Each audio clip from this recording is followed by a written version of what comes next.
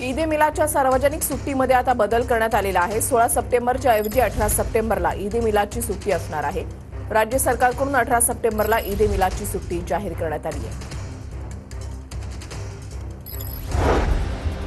लोकलच्या फेऱ्यांची संख्या वाढणार, दर 2.5 मिनिटांनी मिळणार लोकल। रेल्वे मंत्री अश्विनी वैष्णव यांची माहिती।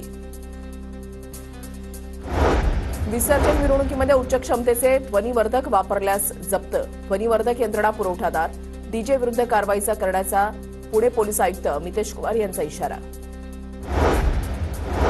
साक्री तालुक्यामधल्या लाठीपाडा धरणाचं आरक्षित पाणी धुळे तालुक्याला मिळणार, तापी पाटबंधारे विकास महामंडळाच्या बैठकीमध्ये निर्णय।